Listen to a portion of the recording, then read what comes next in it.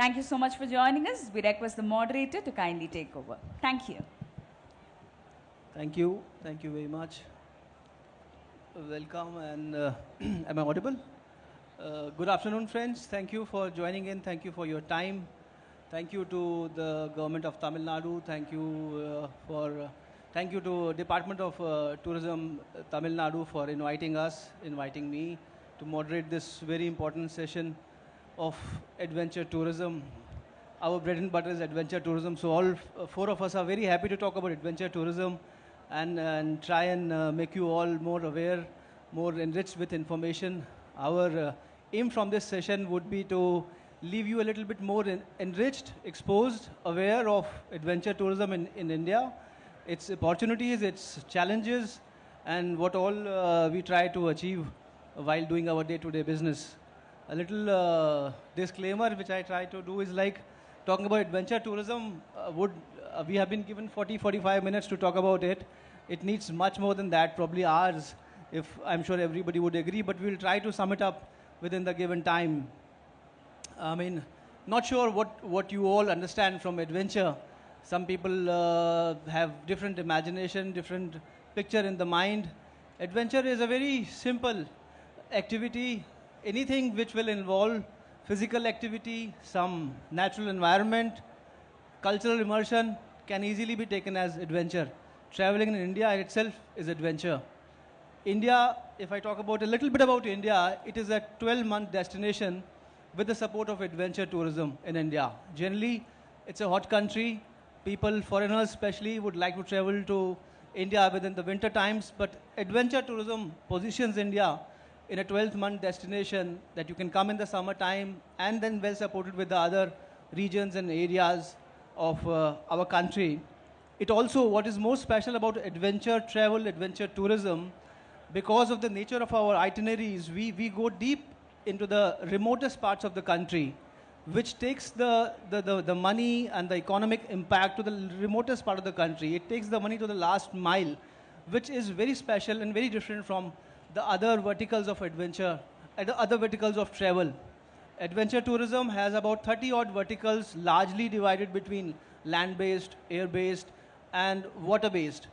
We would be talking about a few, and of course, we would also be talking about how to scale responsibly, and as the session says, safety and experience, what role they play in scaling up and also in operating in a day-to-day way.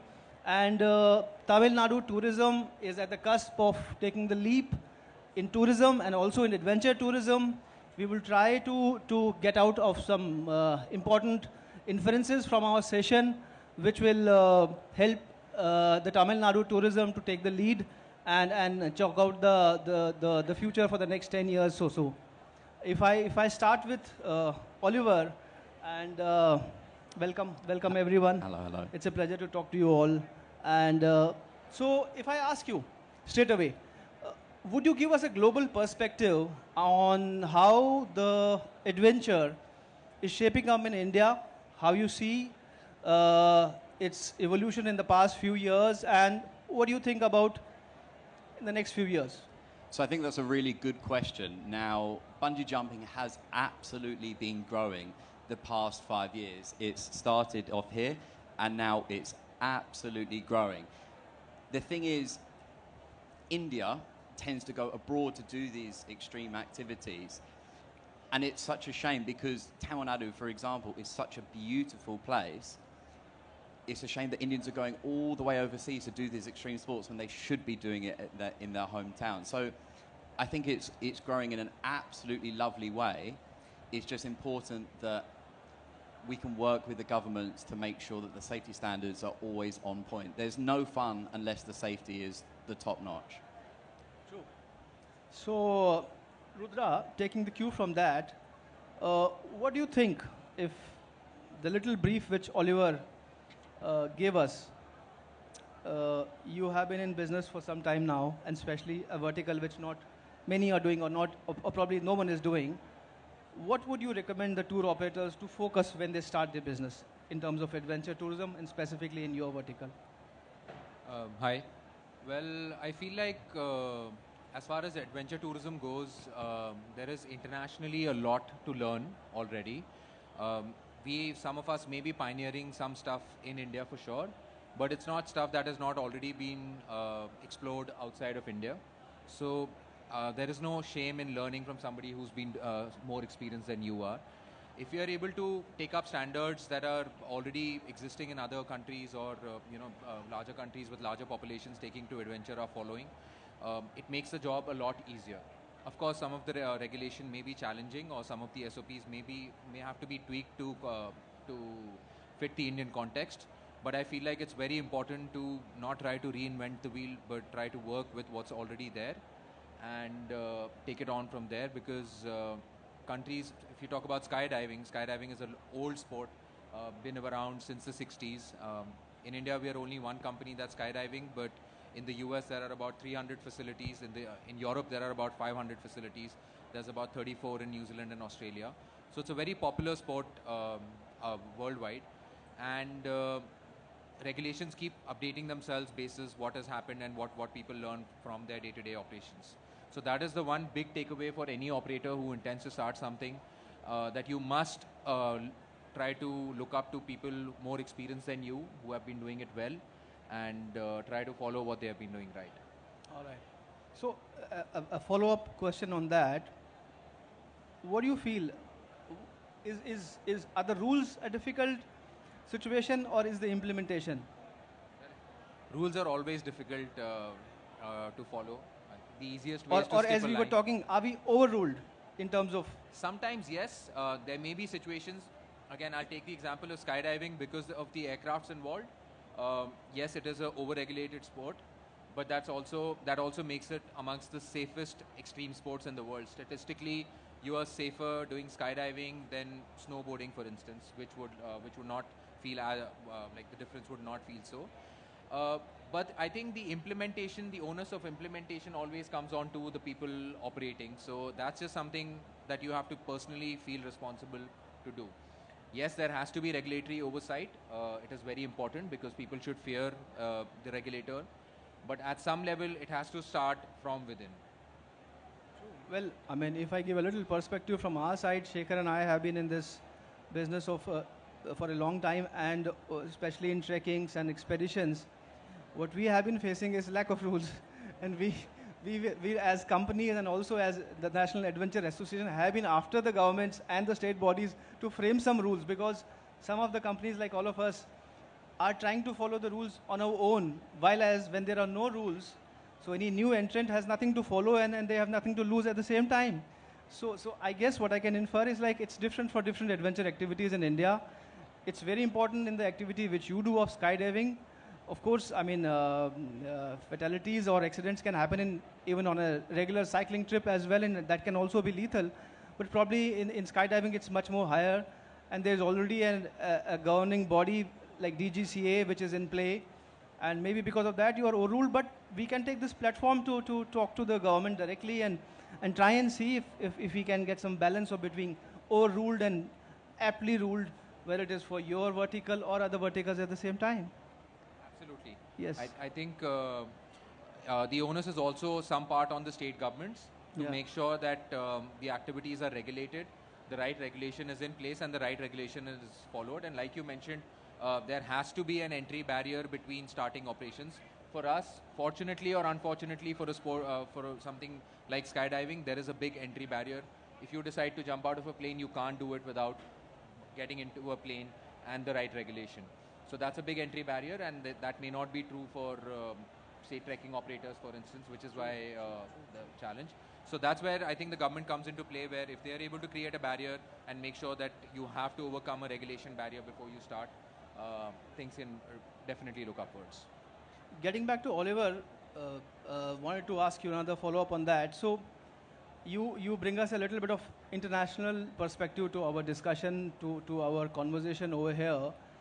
So, of course, not everything must be going wrong out here. If I want to draw a little positive streak out of this conversation taking forward, what is India doing well, at least in terms of bungee jumping? What brings you back to India again and again? If we're talking about India, I love India as a country. The thing is, with the customers that I see every day are jumping, Indians seem to be the bravest. I've worked in so many international sites. Indians are always the bravest.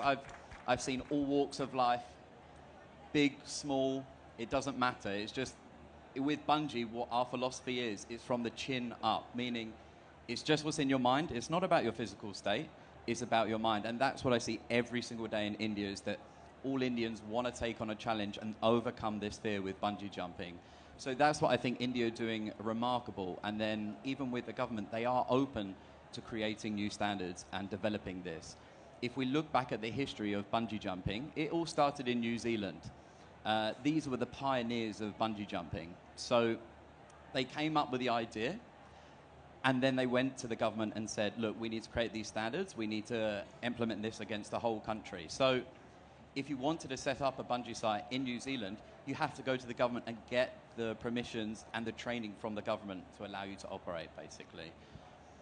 So that's where I think India are doing really, really well. But I would like to see this sort of international way that they're doing in New Zealand, Switzerland, US, sort of that idea, similar to with the skydiving, not reinventing the wheel, but implementing some of these strategies in India, I think would be really good. How is the ecosystem evolving in the last decade or so of bungee jumping?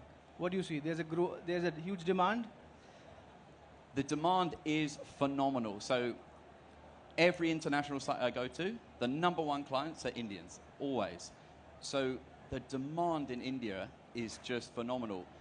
Bungee jumping was very popular in Europe and the US 20 years ago, but it's now developing so much. There's such a high demand for bungee jumping, which I think is just amazing, with sort of Indian culture wanting to take on new challenges, take on new experiences, and that's what bungee jumping is all about, is overcoming those fears. So I think it's just amazing that so many like-minded people in India are wanting to do these challenges. Thanks. So, Shekhar, with your experience of handling customers for a long time, would you help us understand how customers' expectations and awareness have changed in terms of the changing scenarios? Rudra gave us his exposure of dealing with a very different vertical of adventure tourism. So did Oliver. You have been doing trekkings and high altitude expeditions for a long time, which has the customers for a very long time. Probably if I ask them, they would not be able to give a deeper penetration of, say, 3 decades. How would you express? No, yeah, definitely yes. Market for adventure tourism in India is incredible, increasing, developing. People are generating interest. There are probably I can say now coming 5 to 10 years, it is adventure tourism which is going to lead in tourism sector, because everyone needs that experience. Like before, somebody going to tour means going to a resort, sitting in a swimming pool, be in the good ambience and spend some time and come back. But now everyone wants that thrill, that experience bound tourism is what the present generation needs. Yes, it is going to increase. And to perspective, yes, I would say it is about the company, how they put themselves. See, give an example of small trekking. So there is a company which serves a Maggie and take them daily. They can serve a Maggie which is 2 minutes cooking, and they can organize a trek. But whereas the same company carry a professional cook and a kitchen along with them and cook proper food, serve properly, take hire trained guides, follow all guidelines, proper precautions, etc. Then take them. Then there is definitely the cost difference is there. Now the customer, what he wants is the question. Now there are people who say, no, I want to go in budgeted trek or budgeted adventure. But there is a danger. But whereas as both were telling about, SOPs, safety, guidelines, yes, for some company to follow all those procedures, safety and company, there is a cost. Like for flight aircraft, whether he uses it or not, he has to, for every certain period, like 30 days or 60 days, they have to undergo maintenance. It's a mandate. So there's a cost. like hiring somebody who is trained, well-trained, certified instructor. Whether the trekking happens, doesn't happen, there is certain amount minimum we have to pay. It's not like a freelancer. So everything is cost bound. So that once the customer understands it is easy. Otherwise, like these days, everybody is a Google engineers. They search in the Google. Google, see, I don't say Google is wrong, but it is not right. Because Google picks up data from various places. It may and not be will the show. complete picture. Google Exactly. may not give you the complete picture. Exactly. See, if you search for some trek, it says from 100 rupees to 10,000 rupees. No, but what's the difference in 100 rupees and 10,000 rupees is up to the customer, what he wants. So that's how it is going to be. But definitely, adventure tourism is going to take the leaps and bounds in coming next 5 to 10 years. I mean, taking the cue from what you mentioned, which we were earlier discussing, that we all talk about being responsible tour operators, responsible tourism boards. But I also want to highlight through this session that it's important to be a responsible traveler as well. And not just while you're on the tour, because responsible traveling has become a little bit fancy word to use nowadays. But I would say when you travel responsibly, before that you even buy and choose responsibly.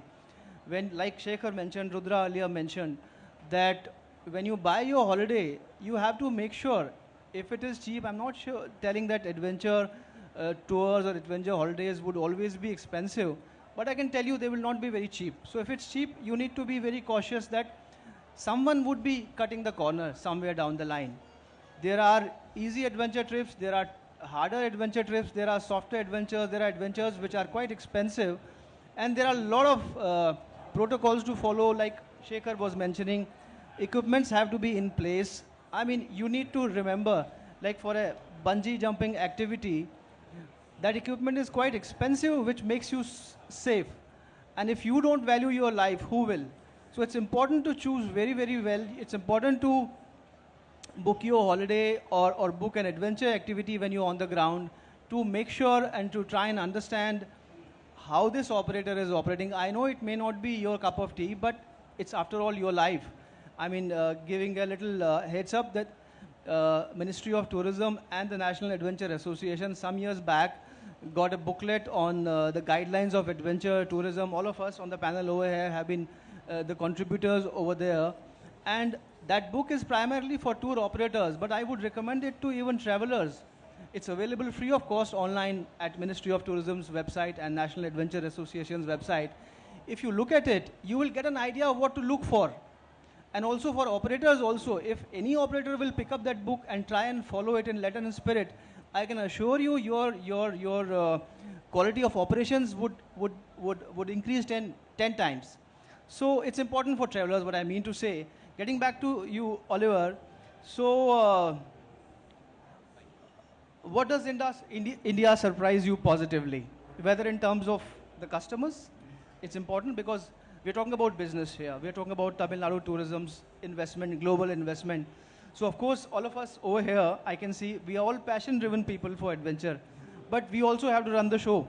We also have to have customers. So what does India surprise you positively in terms of customers, in terms of the infrastructure available, and in terms of how the government is behaving? So yeah, I think with the customers is, as a site that I set up in Rishikesh, the people are traveling miles and miles just to come and jump because they want to experience this. So it's fantastic that there's such a high demand in India with the customers and that they really are wanting to do extreme sports. And I think you made an extremely valid point that it's really up to the customer also to do their research. So when customers come to me, it's really nice that they have done the research and they have researched all the other activities as well. And the reason why they will sometimes pick different companies because they do their research, which I think is a really valid point to explain to everyone. Sorry, what was the other side? Same question, but so what about the governments? What I know that you have set up bungee jumping in different states of India. Yeah. So of course in different states you have different state governments. Of course there's one central government. What has been your experience about that? So that Tamil Nadu tourism, if there are some draws to take away from that, if there are some positives to learn, if there's any negatives to learn, we can let them know. I think that the positives for the Tamil Nadu government is that they are so open-minded, is that I've been in discussion and they are keen to take on some board of standards for bungee jumping? Because at the moment there isn't. It's just sort of guidelines of please follow these standards in New Zealand that were 25 years ago. So it's expired, but in Tamil Nadu they're open to try to create something new to be the sort of the leaders of bungee jumping, which I'm really, really excited for. Rudra, talking about standards and operations, and because you mentioned about the international standards, how realistic are these international standards in terms of Indian conditions? Well, like I mentioned before, I feel like there is no need to reinvent the wheel. The need is to try and understand a regulation first before you ask that question. And because you're asking me, I'll tell you this. We've been operating for 10 years. We have a 100% safety track record. And we follow the United States Parachuting Association SOP to the T. There are no exceptions made except when there is something that overrides the Indian civil aviation regulation. So our SOPs have been formulated. We are the only company currently, so the regulator faces challenges in trying to regulate a single entity. So our manuals basically have the United States Parachuting Association basic safety recommendations. We are affiliated with them and we follow them down to the T, which includes wind limitations, parachute limitations, who can jump with who, for instance, whether I'm going to be a tandem master or Oliver's going to be a tandem master, what kind of experience he needs. So all of us are licensed from there. And again, like I said, wherever there is something that is already working, it's very important to try and learn from that. In the context of mountaineering or bungee jumping, I feel like there may be differences on certain materials to be used for infrastructure building for bungee jumping, for instance, because where there's snow, there may be different equipment to be used to build, etc. But the principle on which those equipments are built, or the principles on which those SOPs are built, are, I think, pretty common to any global organization. So I don't see any reason to not be able to follow those things. What would you advise state governments anywhere all across the country, and especially the Tamil Nadu tourism, if they have to be more attractive to, say, skydiving operators, what they should do? Well, if you talk particularly about skydiving, I think how we usually operate is we try to look for an abandoned airstrip which has not been actively used, or a smaller airport that is not very busy. If it's close to a tourist destination, great. But like Oliver mentioned, we have people drive and fly to us from the length and breadth of the country for skydiving. It's fascinating. We are 2 hours away from Delhi. We're about an hour away from Indore, which is the closest two airports to our major locations. We've gone as far as Jamshedpur and Bokaro in Jharkhand, where we'll be operating. And people fly in, people take buses, people take trains just to come and experience skydiving. So I think what is really important for the state governments to understand is that economies and places are being built around the activities. Back in the day, it used to be that where the hotels were or where the beaches were, tourists would flock. It is now, like you mentioned, experiential tourism, because everybody wants to see more than just a hotel and a swimming pool and a nice place.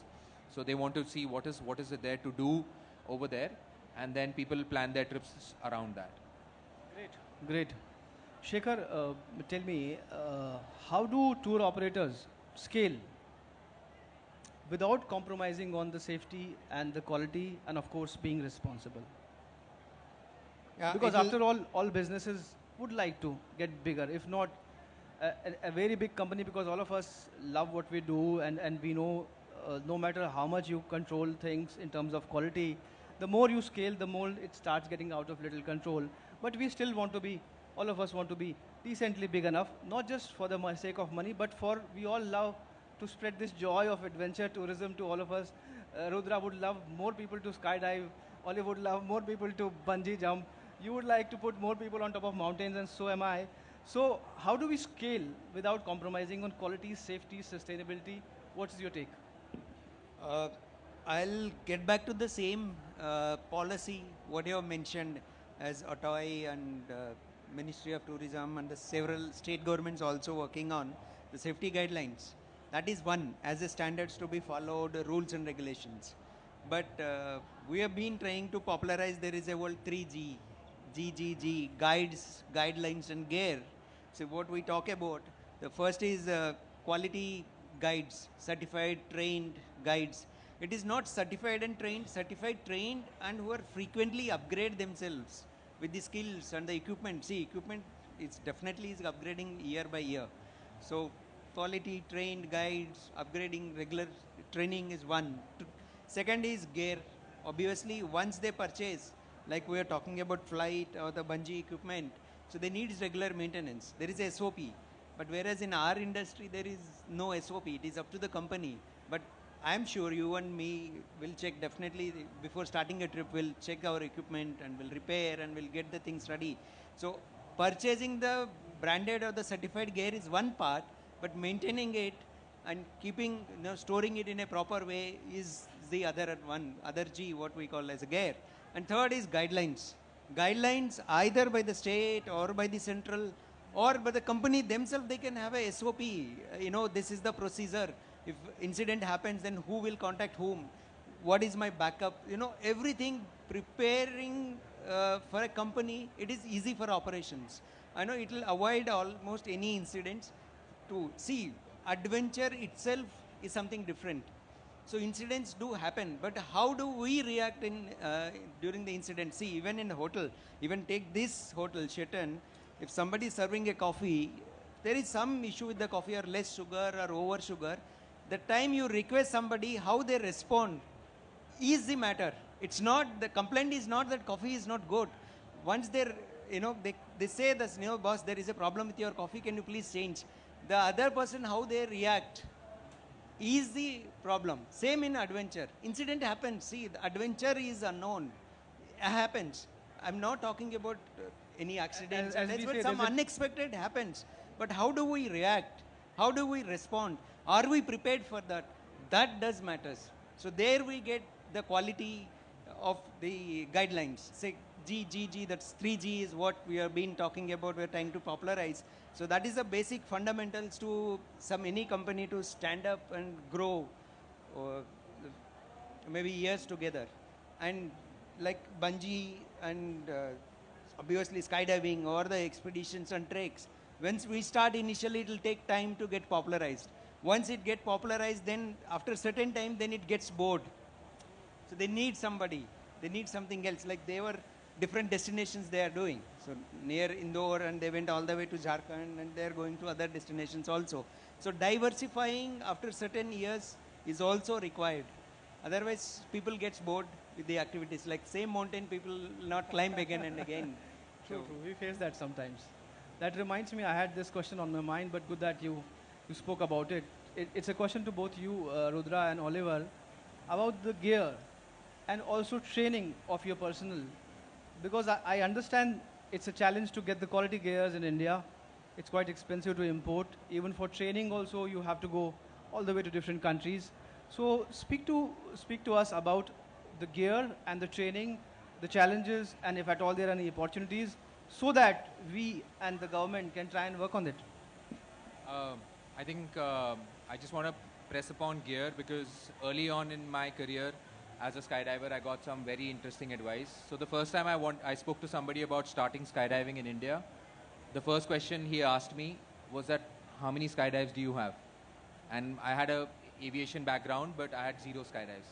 So he said, well, first you need to slow down, and the first thing you need to think about is going skydiving. So I went skydiving, and till date, it is that one advice that stays with me, because you would understand this as a mountaineer, that I would not use any equipment in my commercial operation that I would not jump or that I would not put my mother or my child in. So if you can work with equipment that that you would put yourself or your family and let them use that equipment, sure, then I feel like that equipment is probably safe to use. In terms of personnel training, I feel like, again, there are standards available. And if you, as an operator, can have some experience of the operation itself, that is definitely a very big advantage. I feel like where scale is difficult in adventure, but is important, is that usually adventure companies, the ones that do well, are driven by individuals who follow that adventure themselves. That is why scaling is a challenge. But at the same time, if you build a team that is as motivated as you are to scale that operation with you, so it's going to totally depend on the people around you, the people you surround yourself with in your organization that are going to help you scale. Yeah. So with bungee jumping, what's really important as well is that we have a backup for all the equipment. So for example, if you're attached by your ankles, you'll have a backup in full arrest. Now, 20 years ago, that wasn't the case. It was just one attachment point, one bungee cord. So it would be similar to with skydiving, just skydiving with one parachute without the backup. It's sort of a no-no. So this what's really important with the equipment is that you have a backup for everything. Now, these carabiners that we use are rated at 36 kilonewtons, they're at 3.6 ton. So when someone's jumping, you're not getting anywhere near that weight at all. But we still will have a backup, so it's a backup of the redundancy. So even with the harnesses as well, the full factor that the harnesses are rated to are nothing what your body goes through. So the point is that we overcompensate the safety to minimize that any equipment failure will ever happen. And that's why we actually follow the EN, so the European standards for full arrest harnesses, and the same with the bungee cords, that we manufacture them ourselves, and we import the rubber, and then we certify it, we test it. So we stretch the cord out 3 times before we do anything. Then we'll do 3 bottle tests before the equipment ever gets into any use. So that's why the equipment is so strong, but it's always important to take that backup just in case. Thanks. I've just been asked by the lady to try and sum up. It looked like we just started. So before I sum up and try to sum up, one last question to all 3 of you. What should India do to be treated as the trusted adventure destination for the world? 1 sentence. It's hard to sum up in 1 sentence.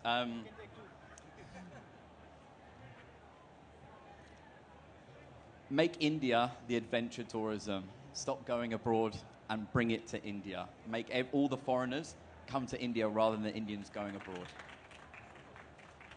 I think one thing that would definitely make India the global hub for tourism is investing in the right infrastructure in the places where adventure tourism is available.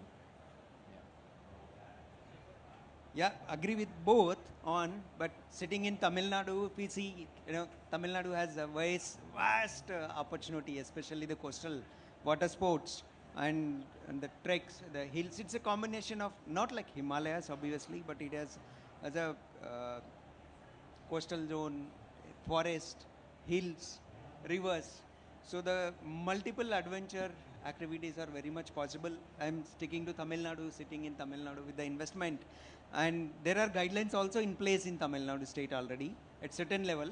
So probably they're preparing operational guidelines and then drawing a line between the quality and good quality, like drawing a line between the qualified operator and not qualified operator. That will definitely take the safety or the level of adventure operations not only in Tamil Nadu, in entire India, to the next level. Thank you. So if I try to sum up what we discussed, and of course, like I said earlier, this topic is endless. We could go on for hours and hours, but I know there are other sessions to be held in this hall after us. Otherwise, I can see that the audience also is quite interested to hear us more. So there is no doubt about it that there is huge potential which India has. There is huge potential which Tamil Nadu also has for adventure tourism and tourism. So what I feel and what I would like to convey is that growth is inevitable. The adventure tourism growth is inevitable, but responsibility is a choice.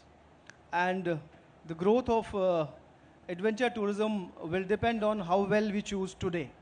Thank you very much. Thank you so much for that insightful session. Do we have any question answers? Yes, if you would we like can to take a open it couple for? of questions. I guess Yes, please. Could we pass the mic?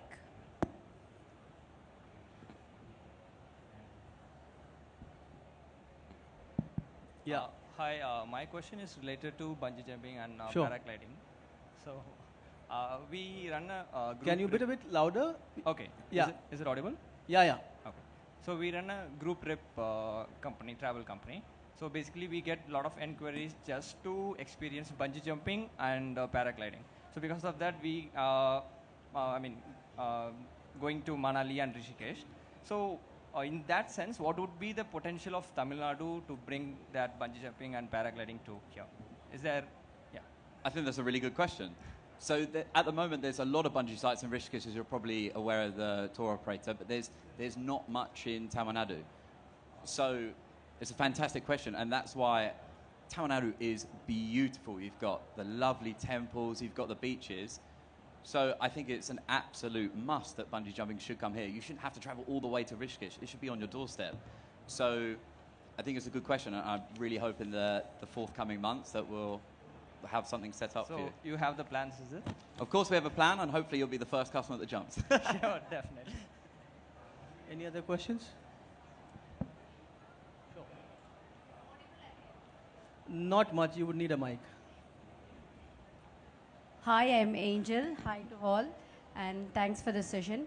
Now, I just have a doubt, like, see, all these adventure plays are not regular city where people can come and stay if they want to do 2 days or 3 days. And mostly hotels are not available because it's only a seasonal business.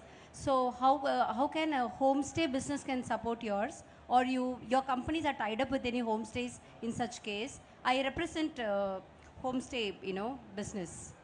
Thank you for this.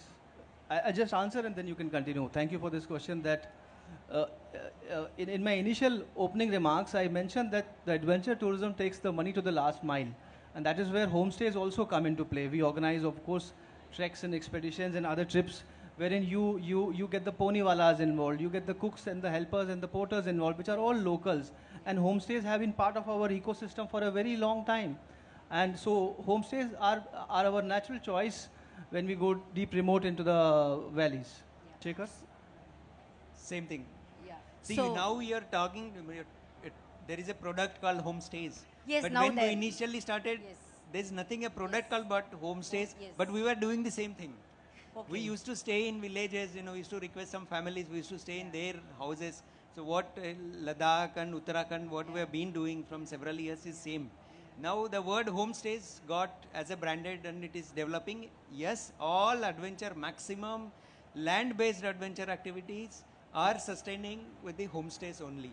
Yes. So if you could connect, we'll regularize homestays and connect with certain companies, and we like a small homestay operators can, be. We would surely be happy. All my advice to all the homestay owners would be, let them be homestays, not guest houses, because wherever Yes. I travel now in the country, not everywhere, many places, they write homestays, but they are guest houses. And there's a huge difference between homestays and guest Yeah, houses. true. When a traveler, be it an Indian or a foreigner, wants to look for a homestay, they want to stay with the family. Yes. So all the homestays, when they started decades back, they were run by families because family wanted to run it, and that is what they had to do. But nowadays they have employed the locals or someone to take care of this, and they are not anymore homestays. They are guest houses. You are free to run a guest house, of course, but then call it a guest house or a homestay. That's a pure advice which I would like to give every homestay owner, Okay. because that takes away the experience which a customer is looking for. Okay. Yes. Thank you. Thank you. Thank you, and thank you so much for giving us a fabulous session. Ladies and gentlemen, a huge round of applause, please. Now it's my pleasure to welcome Commissioner of Tourism, Managing Director, Tamil Nadu Tourism Development Corporation, Ms. J. Innocent Divya, to kindly join us on stage and felicitate our moderator and speakers. Welcome, ma'am.